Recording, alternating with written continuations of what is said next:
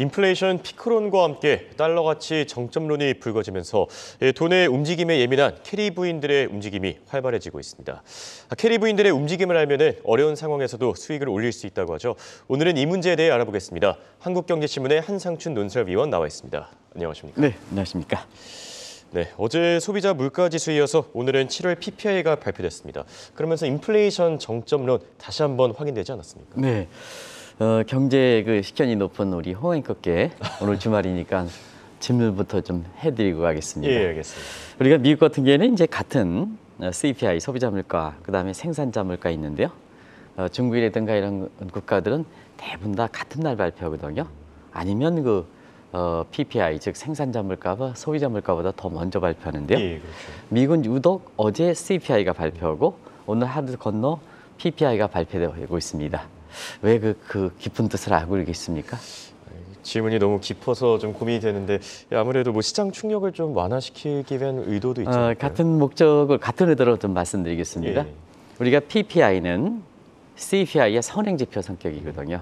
그러다 보니까 어제 홍 앵커께서도 7월 CPI가 9.1 대비해서 8.5로 떨어졌다. 그러면 지금 바로 관심이 8월 CPI 지표로 이렇게 지금 가고 있지 않습니까? 예, 그렇죠. 그런 과정에서 그 선행지표에 해당되는 7월 그 PPI가 어떻게 되느냐 하는 문제를 시장에서 이렇게 가이드하기 위해서 하루 간격으로 오히려 다른 국가와 달리 PPI를 생산자 물가를 늦게 발표한다 이렇게 보여졌습니다. 그런 통계에 깊은 의미를 갖고 있다는 걸 말씀드리고요. 그래서 어제 미국의 CPI가 6월에 9.1에서 7월에는 8.5% 떨어졌죠. 오늘 이제 관심이 됐던 것이 생산자 물가 PPI인데요. 이거는 소비자 물가와 같이 맞추기 위해서 전년 동월비로 11.3% 6월, 이번에는 9.8%로 많이 떨어졌습니다. 오늘 좀 관심이 가장 됐던 것은 이 생산자 물가는 코로나 이후에 전년 동월비로 계속해서 이렇게 상승세를 보였거든요. 예. 근데 오늘은 이렇게 7월의 수치는 6월 대비해서 0.5% 떨어졌죠. 그래서 코로나 이후에 공급망 차질 이런 부분이 좀 부분적으로 해소되지 않느냐 하는 이런 측면에서 이번에 7월 달 PPI는 2년 만에 상승세가 이렇게 꺾인 그런 측면에서 전월비 이렇게 방식에 의한 0.5% 떨어진 부분, 요걸 좀 더 이렇게 월가에서 더 관심이 갖는다 이렇게 보이겠습니다. 그런 과정에서 지금 월가에서 보면 바로 시차를 갖고 이렇게 생산자 물가가 소비자 물가에 반영하기 때문에 지금 관심이 되고 있는 8월 수치 9월 10일 날 페드 9월 회의 직전에 발표하는데요.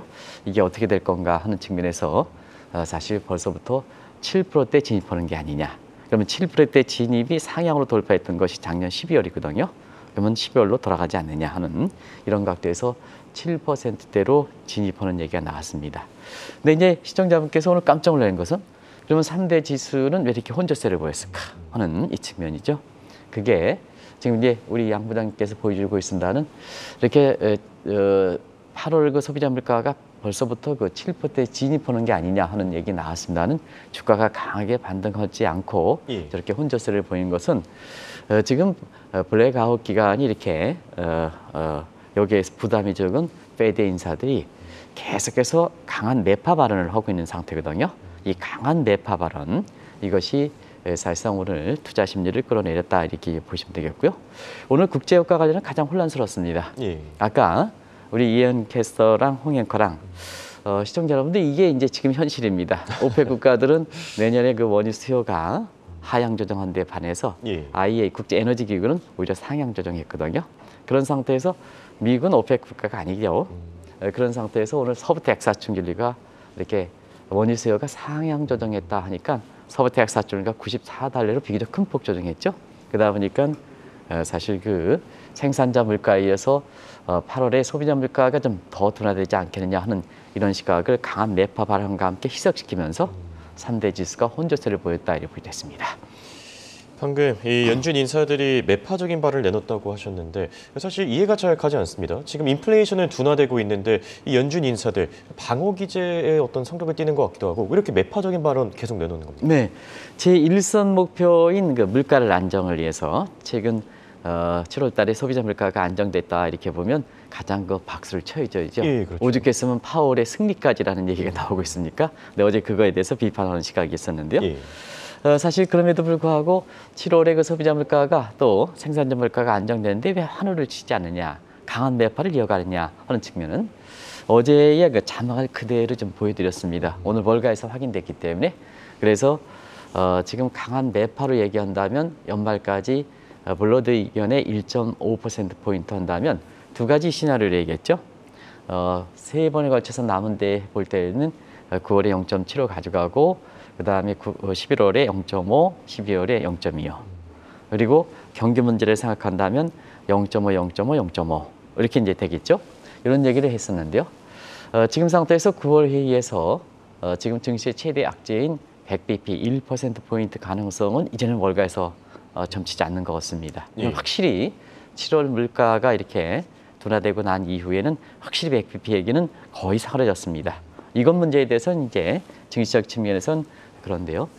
사실은 지금 물가가 8.5% 7월 달 수치가 페드의 인플레 타겟팅 선인 2%보다 여전히 높은 수준이거든요. 하이퍼 수준이거든요. 그래서 지금 기대 심리가 잡힌다는 측면에서 보면 사실 그 9월 달 회의에 2월 달 0.75, 7월 달 0.75, 8월 달을 놓고 9월 달 0.75 가져가서 확실히 인플레가 고삐를 잡았을 때 확실히 그립을 진다 하는 이런 시각에서 페드 인사들이 특히 금리를 결정하는 인사들을 중심으로 해서 강한 매파 발언을 나오는 거다. 이것이 어제 급등과 함께 기술적으로 좀 조정받는 타운에 이것이 딱 걸리다 보니까 나스닥 지수라든가 이런 것이 좀 그렇게 큰 폭으로 떨어지지 않았습니다는 하락세를 보였다 이렇게 보겠습니다. 자, 그럼 바로 이어서 오늘 주제로 한번 넘어가 보겠습니다. 캐리 부인들.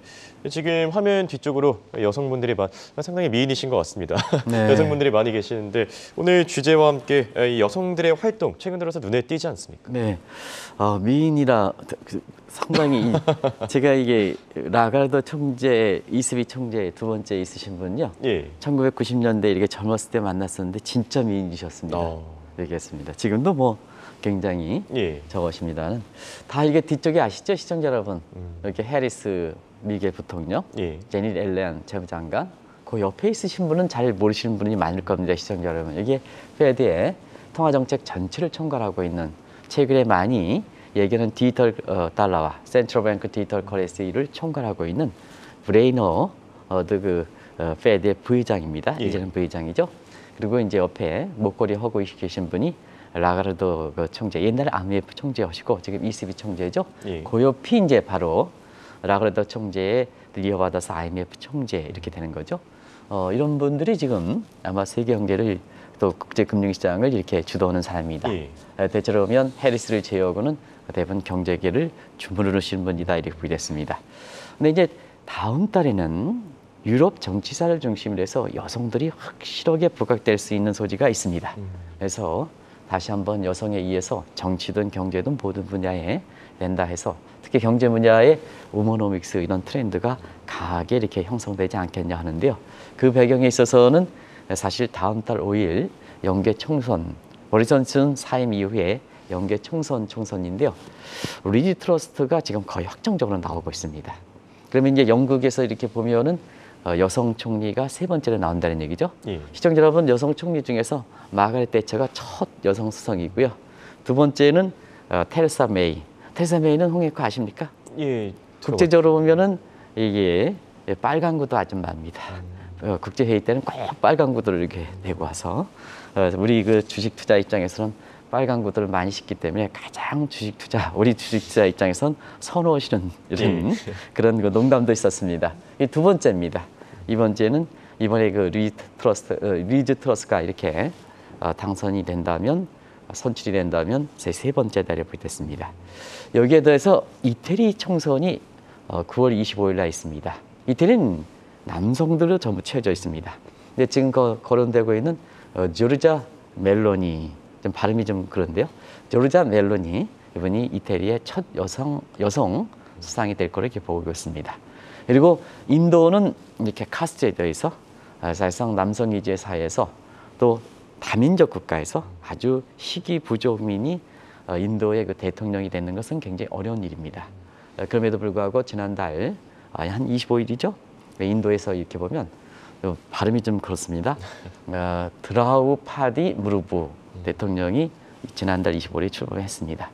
전반적으로 보면 경제계든 정치계든 앞으로는 여성들의 활동이 굉장히 이렇게 부각될 것이다. 이런 점은 아마 새 정부 입장에서도 그 여성분들을 기용을 하고 굉장히 노력을 했다 이렇게 하는데요. 실제로 결과는 사실 그렇게 여성분들의 기용을 잘 안 하고 있거든요. 그런 측면에서 한번 세계적 트렌드를 한번 반영해서 유능하신 우리 그 여성분들이 상당히 많거든요.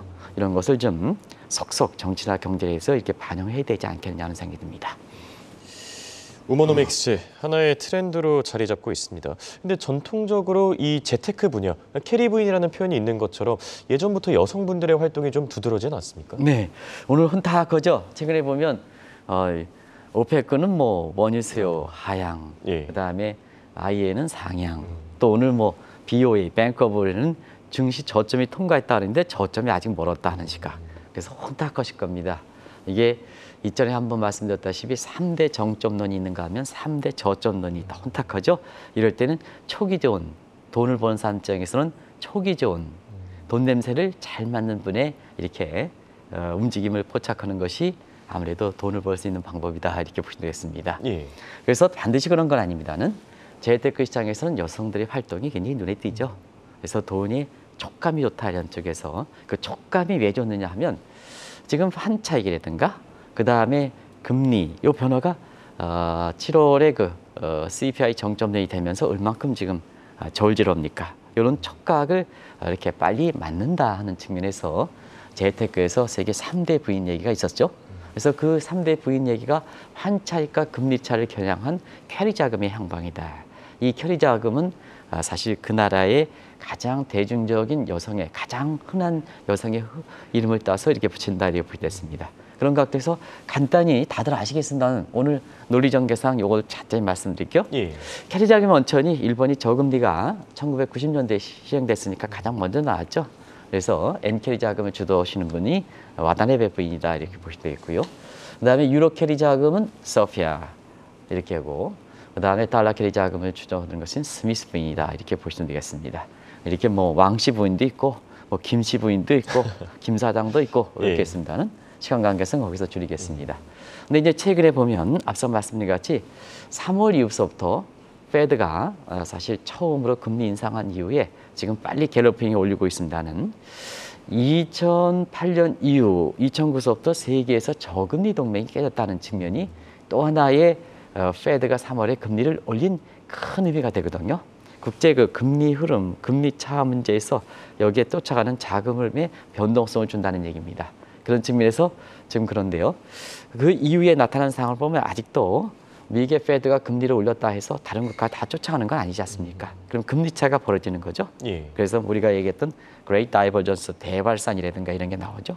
이런 반영에서 금리 차라든가 여기에 반영되는 달러 가치, 자국 통화의 이렇게 입장을 반영해서 그걸 가지고 움직이는 사람들이 3대 부인인데요. 3대 부인들이 지금 굉장히 활발하게 움직이고 있다 하는 쪽입니다. 특히 7월 소비자 물가가 이렇게 정점을 한 어제 이후에 굉장히 눈에 띄게 이렇게 선박금이 이루어지고 있다 이렇게 보시면 됐습니다.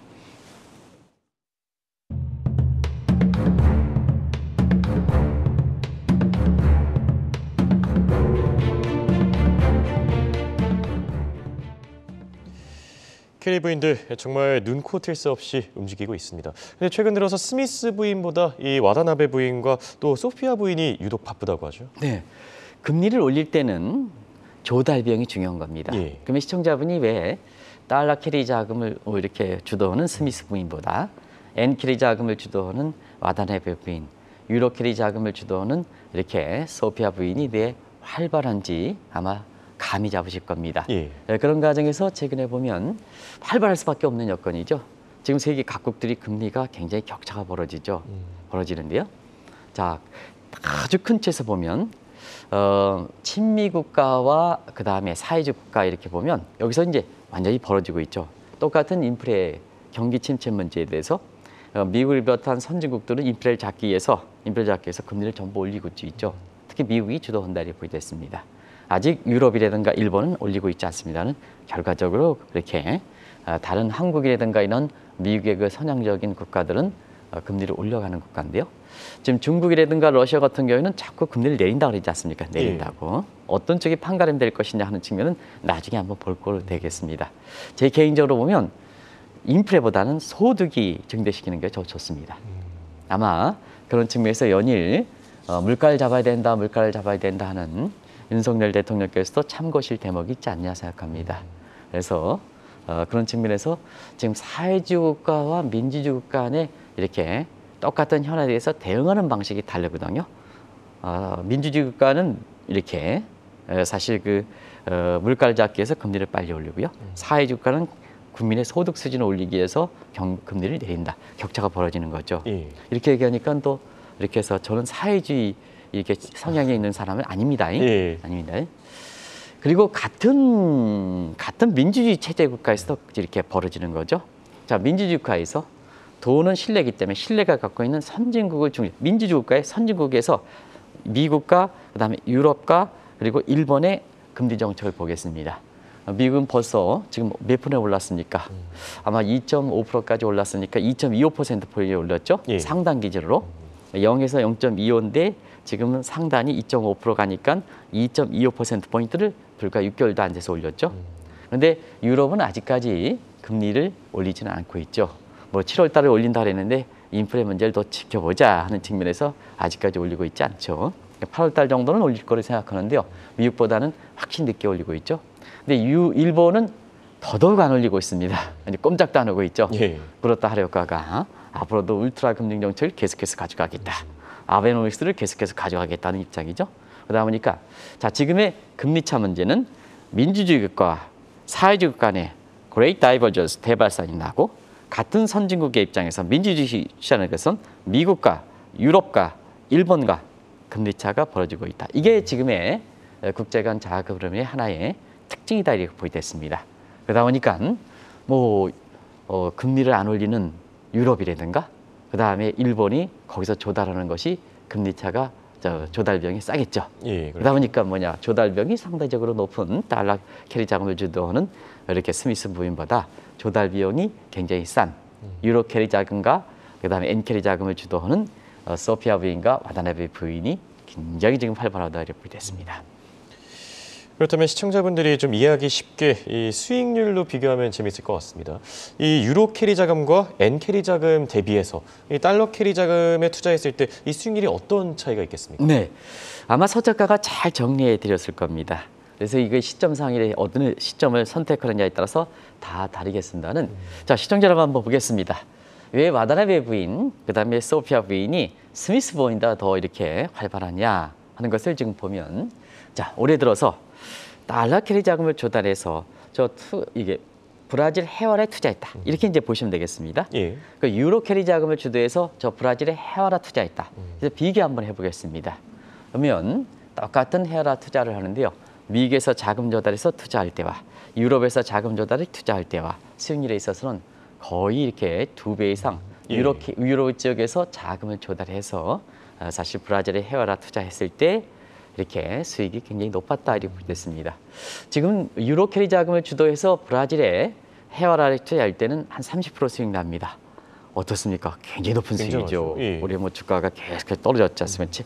7월 들어서 조금 올라가긴 했습니다는 전체적으로 주가 수익률이 굉장히 떨어진 상황이죠. 그런 상태에서 30%의 수익은 굉장히 높은 수익입니다.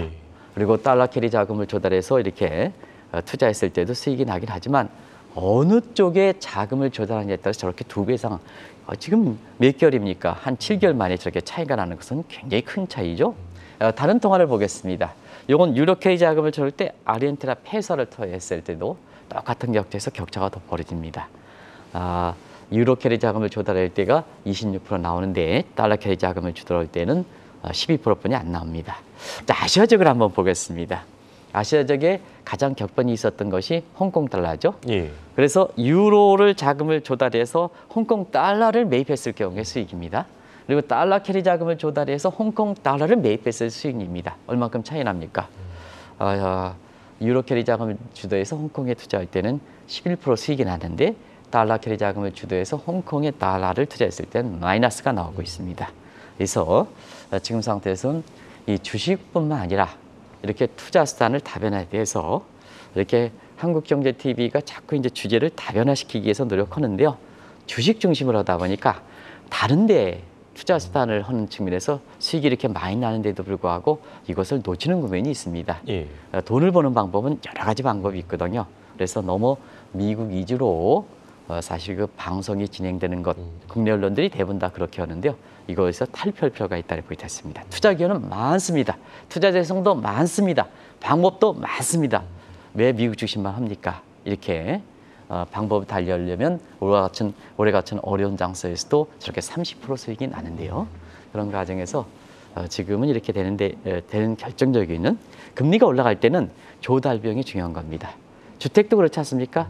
주택도 수요를 사느냐 마느냐는 가격, 금리가 올라갈 때는 가격보다는 조달 코스트를 생각하지 않습니까? 주택 조달 금리, 주택 조달 이거 생각하지 않습니까? 예. 그래서 조달 금리가 싼 유로라든가 그다음에 일본에서 이렇게 자금 조달에 대한 투자 수익을 어느 쪽에 투자를 하느냐에 따라서 달러 캐리 자금보다는 수익이 많이 차이 난다 이렇게 보겠습니다.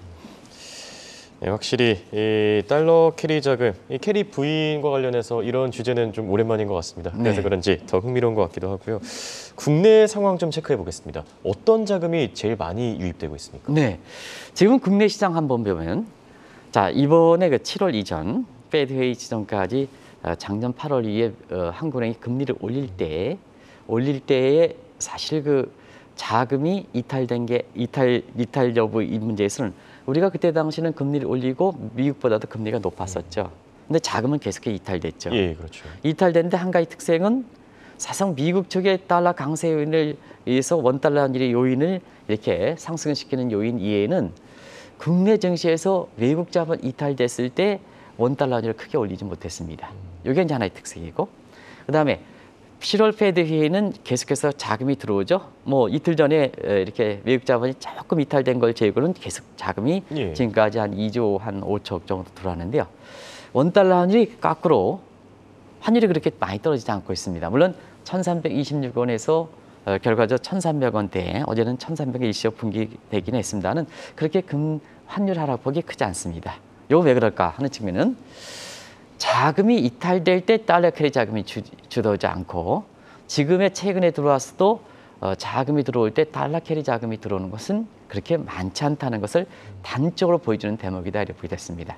만약에 자금 이탈이 달러 캐리 자금 이탈이 달러 캐리 주도하고 그다음에 최근에 들어오는 자금들이 달러 캐리 자금이 유입되면 원달러 환율의 변동성이 굉장히 크다 이렇게 보겠습니다. 근데 이 달러 캐리 자금이 이탈이든 유입이든 이렇게 주도하지 않을 때는 최근과 것처럼 사실 외국 자본의 유입 규모 내지는 이탈 규모에 비해서 환율의 변동폭이 그렇게 크게 가져가지 않는다. 이런 특성을 갖고 있다고 보겠습니다. 그런 과정에서 다시 한번 말씀드리면 이 요인은 한국 같은 국가에서는 외국 자본 이탈 문제 이런 문제에 있어서는 우리 펀더멘탈 수익이 중요하다 이렇게 보시면 되겠습니다. 외화 캐시플로우가 중요하다. 한국은행의 금통위원 꼭 좀 말씀드리겠습니다. 그래서 우리가 이렇게 미국보다 금리가 역전된다 하면 곧바로 자금 이탈 방지하기 위해서 금리를 올려야 된다. 우리 MZ세대과 소상공인이 희생하는데도 불구하고 두 가지 각도. 우리 정책은 미국을 쫓아가는 정책이 아닙니다. 우리 정책은 우리 국민들의 후생 증대, 웰페어 증대를 해야 됩니다. 미국 쫓아가면 되겠습니까? 모든 정책은 우리 국민들의 주도해야 된다. 국익을 중시해야 된다. 국민의 후성 증대를 해야 된다. 그런데 미국을 이렇게 금리가 역전됐다 해서 우리가 자금 이탈 방지하기 위해서 우리 금리를 올려야 된다. 이탈된다에 따른 금리 역전에 대해서 자금 이탈도 되지 않는데 느닷없이 또 금리를 올려? 그게 뭐냐? 우리 국민들 MZ세대 소상공인이 굉장히 아주 어려워진다는 걸 꼭 좀 말씀드리겠습니다.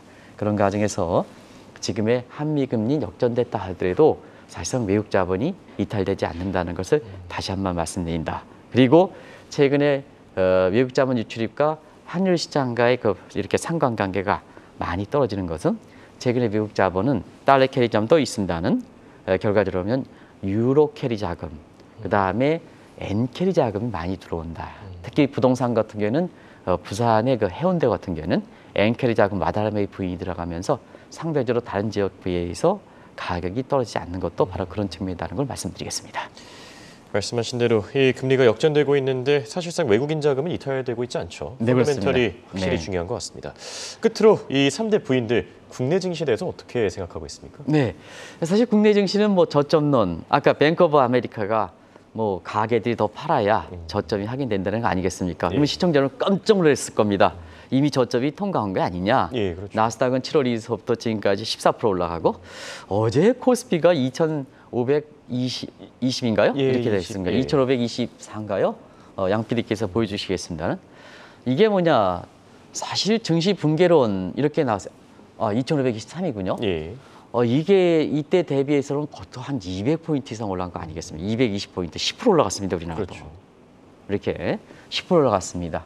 그래서 저점 통과했다는데 뱅크 오브 아메리카는 저점이 아직도 확인되지 못한다 이렇게 얘기하는데 최근엔 저점은 확인된 상태에서 얘기하는 게 많은 것 같습니다. 그래서 더 올라가느냐 하는 그래서 뒤늦은 서머랠리가 오느냐 이제 저점을 통과했으니까 이게 얼마큼 되느냐 하는 측면에서 여기에 좀 조만간 종료되겠다 해서 베어마켓 랠리다 이렇게 이제 이런 표현을 좀 쓰는 것 같습니다.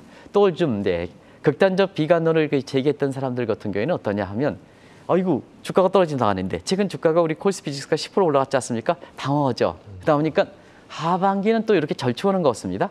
하반기는 좀 올라가다가 내년엔 또 본격적으로 떨어진다. 또 이렇게 얘기하는 사람도 있습니다. 이렇게 일관성 있게 얘기하면 못할까 이렇게 합니다. 그러면 전반적으로 보면 왜 오늘 초기 좋은 사람들의 성향이 나름대로 이렇게 혼란스러운 상태에서 어느 정도 감을 잡을 수가 있다는 얘기거든요. 그래서 와다나베 부인이라든가 이런 3대 스미스펠에게 초기 좋은 사람들의 이게 투자 성향을 대변해 주는 거거든요. 위험 자산에 대한 성향을 대변해 주는 거거든요.